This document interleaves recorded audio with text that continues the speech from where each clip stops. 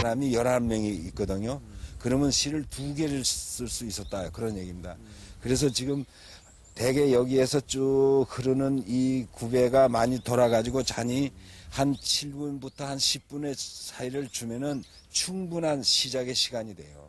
그렇게 하려면은 물이 직선으로 흘러서는 안 되고 굴곡지게끔 계속 흘러서 이렇게 갔습니다.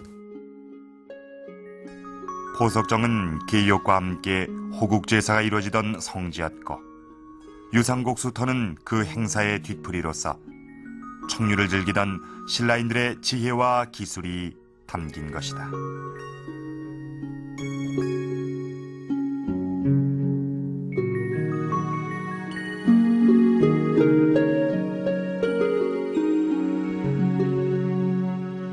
이 포석정이 이처럼 과학적이고 정교하게 만들어진 것은 이것이 단순한 놀이터가 아닌 성스러운 의식이 행해지던 곳이라는 것을 짐작하게 해줍니다.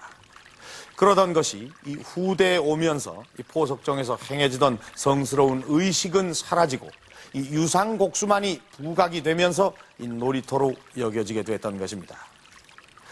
포석정은 아직도 새로운 사실이 많이 있습니다.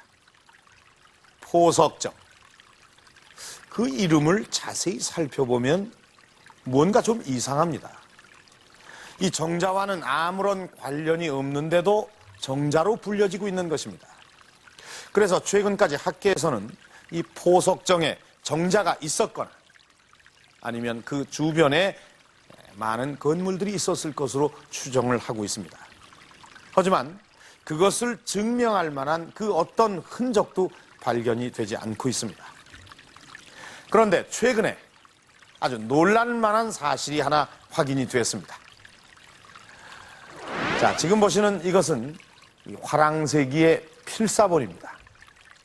이 신라시대 이 김대문이 화랑세기란 책을 썼다는 것은 전해지고 있지만 그 내용은 전해지지 않고 있습니다. 그런데 1300여 년 만에 이 필사본이 나타난 것입니다. 자, 이 책에도 포석정에 관한 얘기가 나옵니다.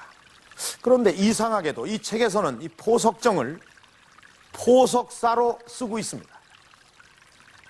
이 포석정을 사당으로 표현을 하고 이곳에서 그 어떤 성스러운 일이 행해지고 있다고 표현을 하고 있는 것입니다.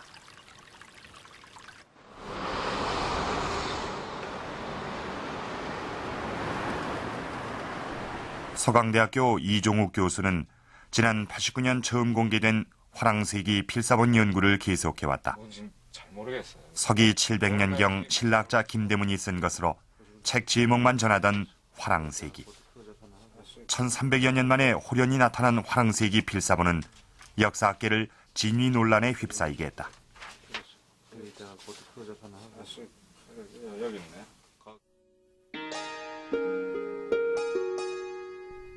이 책에는 포석정에 대한 내용도 담겨 있었다.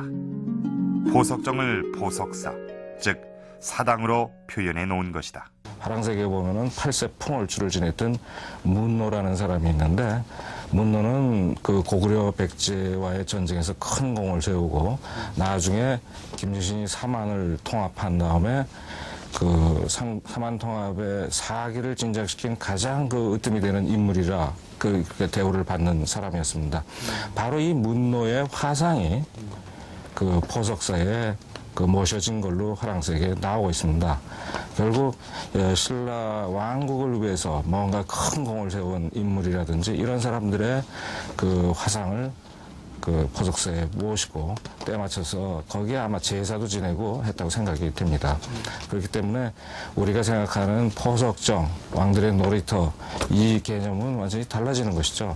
이 국가를 위해서 무언가 국가의 안에 국가에 큰 공을 세운 사람들 이런 사람들을 모셔놓은 사당으로 봐야 하겠습니다. 포석정이 사당이었다는 것을 처음으로 밝혀주고 있는 화랑세기 필사본. 여기엔 문노의 화상을 포석사에 모셨다는 내용 외에 문노가 아찬이 된 후 포석사에서 윤궁과 길례의식을 치렀다는 기록도 있다. 당시 길례는 무엇이었을까? 길례는 제사를 의미하게 되는데 지금까지는 그 길례를 행함으로써 혼인을 한 것이 아닌가 이렇게 생각이 되는데 사실은 문노하고 윤군 경우에는 일찍부터 살고 있었습니다.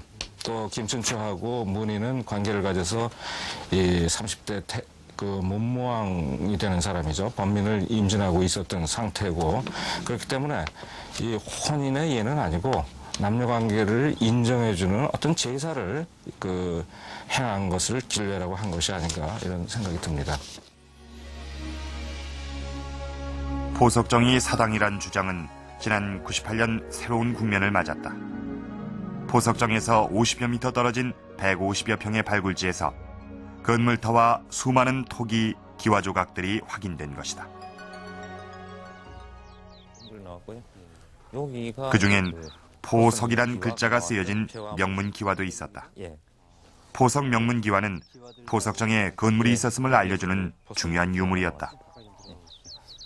이게 지금 나온 데가 이제 거기란 말씀? 예, 그렇습니다. 바로 여기. 포자고 그 밑에가 석자. 예, 여기 석자. 아, 그렇군요. 당시 발굴된 유물들은 문화재연구소에 보관돼 있다. 8점의 포석 명문기와는 그 크기가 크고 두꺼워 기와가 사용됐던 건물이 상당한 수준이었음을 짐작케 한다. 포자입니다. 포자고 여기 석자인데 이게 뒤집어져 있는 상태입니다. 글자는 탁본을 해보면 명확하게 나타난다. 포자가 포석정의 포와 다른 것은 당시 기와 제작자들의 편의를 위한 관행이었다. 기존에 연구한 사람들 의견은 이제 그 포석 유구 자체에 이제 건물을 씌워가지고 덮었다는 의견이 있었고, 그다음에 그 포석 유구 주변에 이궁이 있어가지고 그 별궁이 따로 있었다 이렇게 알려져 있었거든요. 근데 이제 저희들이 포석면 기와를 찾아내므로 해가지고 포석 주변에 확실히 그 건물이 있었고 그 규모도 상당히 컸을 거라 이렇게 추정을 확실히 알 수 있게 된 거죠. 포석정은 지금까지 9세기경 지어진 것으로 추정돼 왔다. 그러나 명문기와가 7세기경 유물들과 같이 출토돼 같은 시기에 쓰여진 화랑세기 필사본의 사료적 가치를 높여주고 있다. 발굴 작업에선 와당도 나왔다. 와당은 일반적으로 중요한 건물에만 쓰이는 기와다. 포석정 주변에서 발견된 와당은 그 일대에 중요한 건물이 있었다는 직접적인 증거가 된다. 제기류의 출토는 특히 주목받았다. 제사에 사용됐을 토기와 술잔 등은 포석정이 국가적인 행사나 제사를 지내던 장소였음을 보여준다. 포석정이 사당이란 주장을 뒷받침하는 중요한 유물인 것이다. 발굴 조사를 저희들이 실시했던 지역은 포석정의 남편 지역입니다.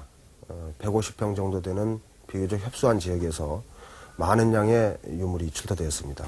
대부분의 유물이 기왈이나 토기류가 주종을 이루는데 그 중에서도 와당류의 존재를 할까, 또 제기라고 생각되는 토기류, 또 포석이라고 쓰이는 명문기와 이런 중요 유물로 봤을 때 이 지역에는 틀림없이 중요한 건물지가 있었다라고 생각해 볼 수 있겠습니다. 포석정이 사당이었을 가능성은 바로 옆에서도 확인된다. 경주 사람들은 지금도 이곳에서 신에게 마을과